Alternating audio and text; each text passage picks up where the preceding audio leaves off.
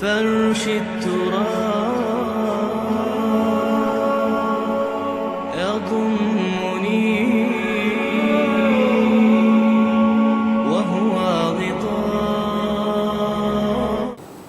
اور سب سے اہم متفق علیہ روایت. متفق علیہ کیا؟ وہ تو حضرت عمر سے بھی مروی ہے، ابن عمر سے بھی مروی ہے، ابن عباس سے بھی مروی ہے، ابو ہریرہ سے بھی مروی ہے، عبداللہ ابن مسعود سے بھی مروی ہے رضی اللہ تعالیٰ عنہم اجمعین. اور یہ وہ حدیث ہے جسے کہا جاتا حدیث جبرائیل، جسے ام السنہ بھی کہا گیا. اس میں جو آخری سوال کیا حضرت جبرائیل نے حضور سے، چوتھا، پہلا یہ تھا کہ اسلام کیا ہے مجھے بتائیے، ایمان کیا ہے، اس کی حقیقت کیا ہے یہ مجھے بتائیے، تیسرا احسان کیا ہے یہ بتائیے، چوتھا یہ قیامت کے بارے میں بتائیے کب ہوگی. حضور نے فرمایا کہ اس کے بارے میں جس سے سوال کیا جا رہا ہے وہ اس سے زیادہ نہیں جانتا جو کہ سوال کر رہا ہے. اب اس کے کئی مفہوم ہو سکتے ہیں کہ بہرحال یا تو حضرت، چونکہ بعد میں معلوم ہوا کہ حضور نے پہچانا نہیں کہ یہ جبرائیل ہے، بلکہ جب سوال جواب ہو کر وہ چلا گیا شخص تو اچانک حضور کے ساتھ ذرا ردو ہو ہی لیا، ذرا بلانا اس کو دوبارہ لانا. اب جو دیکھا کہ وجود ہی نہیں اس کا، آسمان نے اس کو چکھ لیا، زمین نے نگل لیا، کیا ہوا ہے؟ پھر آپ نے یہ جبرائیل تھے جو تمہیں تمہارا دین سکھانے آئے تھے جبکہ تم سوال نہیں کر رہے ہو. یہ بڑے بیسک کوسچن تھے، اس لیے کہ دنیا کے ہمارا نظام اسلام پر ہے، ایمان پر نہیں ہے. اچھا، یہ جو متفق علیہ حدیث ہے جو حضرت جبرائیل کی ہے، اس میں پھر انہوں نے کہا کہ اچھا اگر آپ مجھے یہ کب ہوگی قیامت نہیں بتا سکتے تو اس کی کچھ علامتیں بتائیے.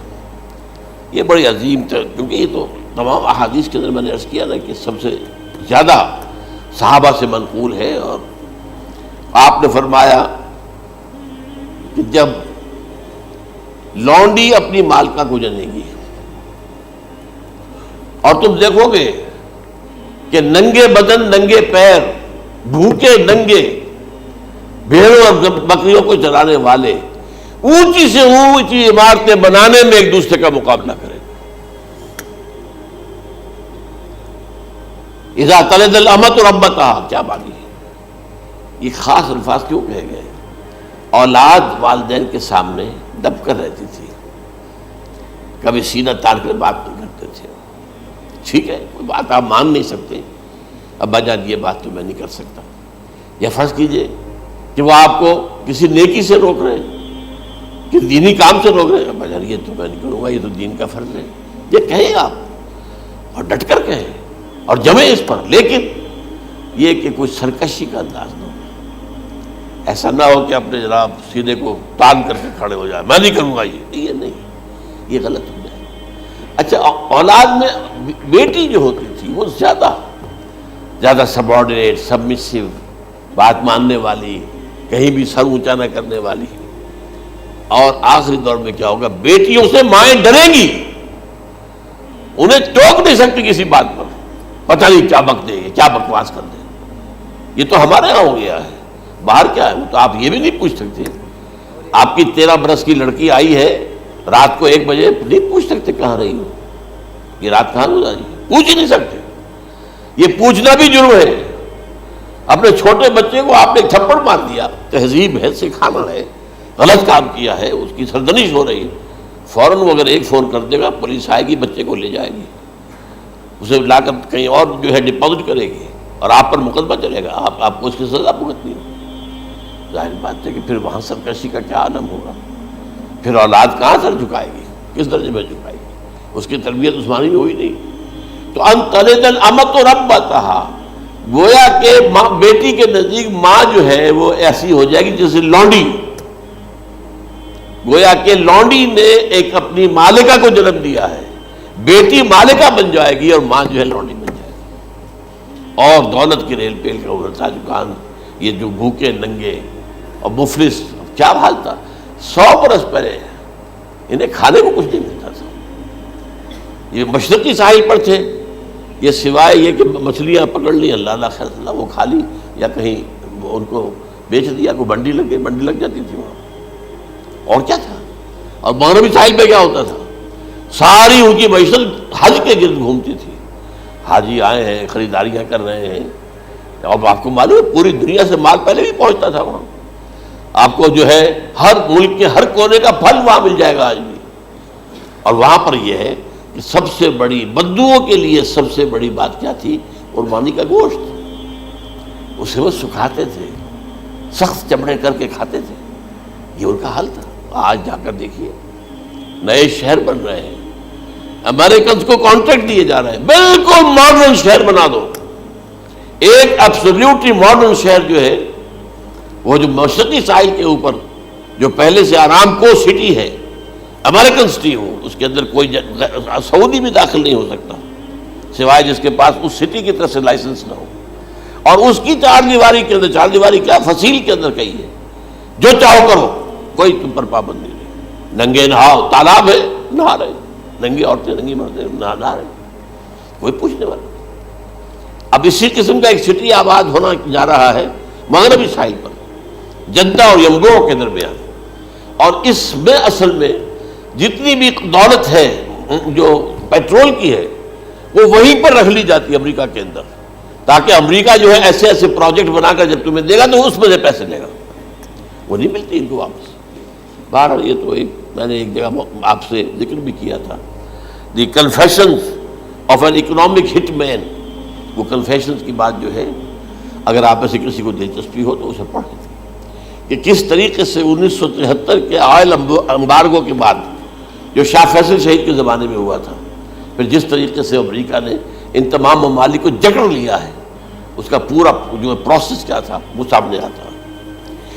پر اس کے بعد آتا ہے علامات کبریٰ کا ذکر، بڑی علامتیں جو کہ بالکل خرق عادت کے انداز میں ہوگی، ان کا معاملہ جو ہے وہ آپ کے ناپ تول میں نہیں آ سکتا. آپ کی کیمسٹری فزکس ان کا جو ہے وہ نہیں کر سکتی، ادراک ہوگا یہ قیامت کی. ان میں نمبر ایک کیا ہے؟ ایک بہت بڑا دھواں آئے گا، پوری دنیا کو لپیٹے گا.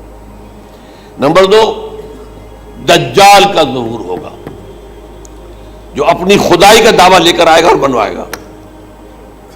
اس کے ہاتھ میں ہو جائیں گے، قبضے میں ہو جائیں گے سارے ذرائع پیداوار کے. اس کی طرف بھی پہلا قدم اٹھ چکا ہو، ٹرپس کے نام سے معاہدہ ہو چکا ہے. کوئی ملک اپنا بیج پیدا نہیں کر سکتا. یہ بیج ہم نے ڈیولپ کیے ہیں.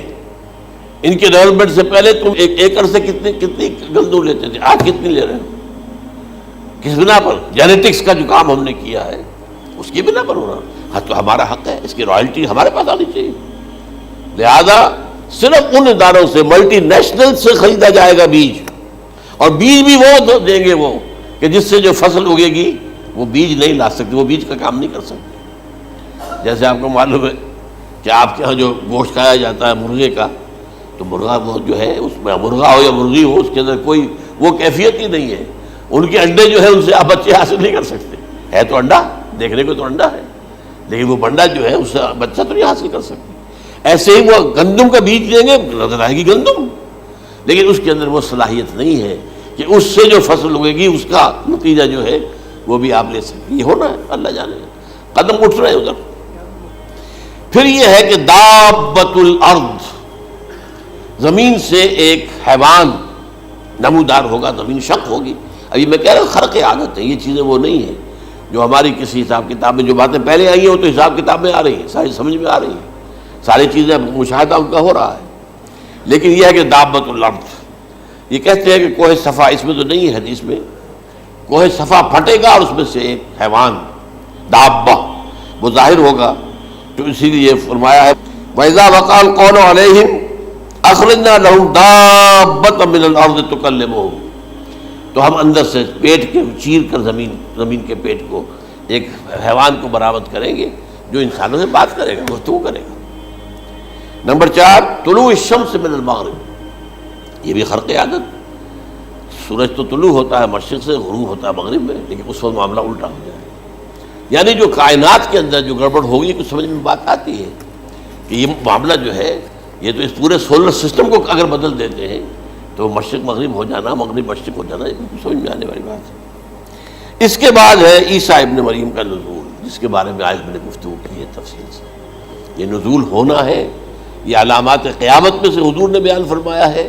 اور قرآن مجید کی جو اصطلاحات ہیں اس کے حوالے سے میں نص قطعی جو ہے وہ میں آپ کے سامنے رکھ چکا ہوں. پھر یاجوج ماجوج کا ایک معاملہ ہے، یہ میں ابھی اس وقت زیادہ اس پر بات نہیں کر سکتا۔ حضرت عیسیٰ علیہ السلام کے نزول کے بعد دو کام ہوں گے، یہودیوں کا قلع قمع ختم، تمام یہودی، ایک کام تو یہ ہونا ہے، اور نمبر دو عیسائیت کا ختم ہو جانا۔ عیسائیت کی نفی کر دیں گے، بھائی تم مجھے خدا کا بیٹا بنائے بیٹھے ہو، میں تم خدا کا بیٹا نہیں ہوں، میں تو اس کا بندہ ہوں، رسول ہوں، میں نے تم سے کب کہا تھا کہ مجھے خدا کا بیٹا بناؤ۔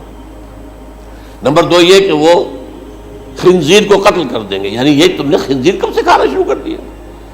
میں تو تم کو نکاح اجازت دے کر گیا تھا، یہ تو شریعت موسوی میں حرام تھا، اور میں کہہ کر گیا تھا کہ یہی شریعت تم پر لاگو رہے گی، ہاؤ کم تم نے کیسے یہ؟ آج بھی بہت سے رومن کیتھولکس جو ہے وہ سور نہیں کھاتے، وہ اس میں ہے ان کے اندر کچھ نہ کچھ بعض جو ہے جو حضرت عیسیٰ کی تعلیمات کا کچھ اثر ان کے ہاں ہے۔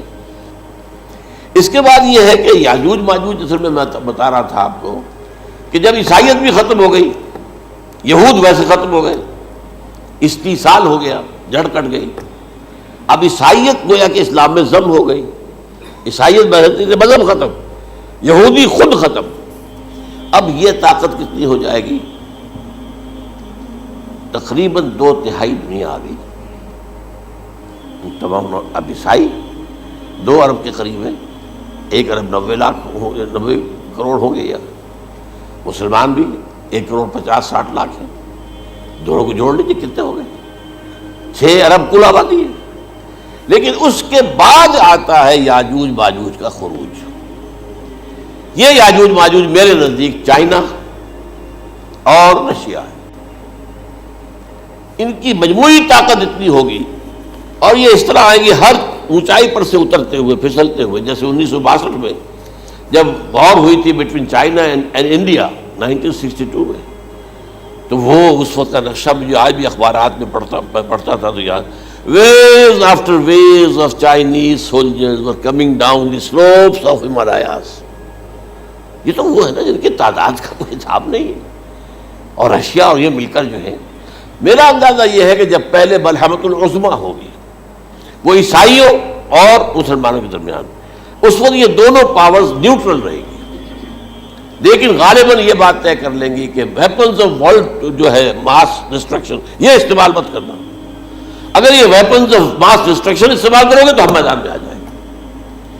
اس میں وہ جنگ جب ہو چکے گی، پھر حضرت عیسیٰ کو فتح حاصل ہو جائے گی، اور پھر یہ کہ یہودیت ختم ہو جائے گی، عیسائیت بطور مذہب ختم ہو کر اسلام میں ضم ہو جائے گا، پھر وہ 40 برس کا عہد حکومت ہے حضرت عیسیٰ علیہ السلام۔ لیکن جب یہ فتح ہو جائے گی ان پر، اب یاجوج ماجوج آئیں گے، اور اتنی تعداد میں آئیں گے کہ بحیرہ طبریہ جو ہے اس کا سارا پانی پی جائے گا۔ یہ تو اگر آپ کو کبھی اندازہ ہو، یا کوئی آپ جانیں ان لوگوں کو جو ان چینیوں سے واقف ہیں، وہ کہتے ہیں زمین پر ہلتی ہوئی کوئی چیزوں سے وہ چھوڑی چھوڑ کے کھا جائیں گے، جہاں وہ جاتے ہیں ایز اے لیبرر، وہاں کے جو سارے کتے ہیں ختم، ساری بلیاں ختم، ہر شے، وہ جو سانپ کھاتے ہیں، ہر چیز کھاتے ہیں، اور یہ تمام ایسٹرن کنٹریز کے اندر ہوتا ہے، بڑی ڈیلیشس ڈشز ہیں یہ سانپ وغیرہ وغیرہ، اور یہ جس طرح کھا جائے، پانی پئے، ایک قطرہ نہیں رہے گا اس پر۔ تو پھر جو ہے اللہ تعالیٰ اس وقت جو ہے اس میں ایک ایسی بیماری پیدا کرے گا، یہ سب مر جائیں گے، یہ معجزے سے ہوگا، یعنی ان کے اوپر فتح جو ہے وہ عام لڑائی کے ذریعے سے نہیں ہوگی، بلکہ اس کے اوپر فتح جو ہوگی وہ اللہ تعالیٰ سے بوجھ، ایک بیماری پیدا ہوگی، سب مر جائے گا، اور اس کے بعد اللہ تعالیٰ ایسے پرندے بھیجے گا بڑی لمبی لمبی گردنوں والے، وہ ان سب کو کھا جائیں گے، جیسے ہمارے ہاں گدھ ہوتے ہیں، وہ ان کو صاف کر دیں گے۔ ورنہ تو یہ ہے کہ پوری دنیا کے اندر جو بدبو اور جو پیدا ہوتا معاملہ اس سے، تو اس نوع انسانی کی بقا ممکن نہیں تھی۔ ان کے خاتمے کے بعد پھر یہ ہوگا کہ حکومت اسلامی جو ہے پوری دنیا میں حضرت مسیح علیہ السلام کی ہوگی، 45 برس وہ رہیں گے، اسی میں وہ کہلن بھی آ جائے گا، وہ فی المہد و کہلن جو میں نے شروع میں بیان کیا تھا، اسی میں پھر یہ ہے کہ وہ شادی بھی کریں گے، ان کی اولاد بھی ہوگی، اور پھر ان کا انتقال ہوگا تو حضرت حضور صلی اللہ علیہ وسلم کے حجرے میں، وہیں پر جہاں حضور اور ابو بکر اور عمر رضی اللہ تعالیٰ عنہم دفن، وہیں پہ ان کو دفن کیا جائے گا، اور قیامت کے دن حضور فرماتے ہیں کہ میں اور یہ تینوں ساتھ نکلیں گے۔ تو یہ ہے حالات و واقعات۔ هي الحلقات تحفظني بآيات من القرآن هي الحلقات تملأني بحب المصطفى العدنان.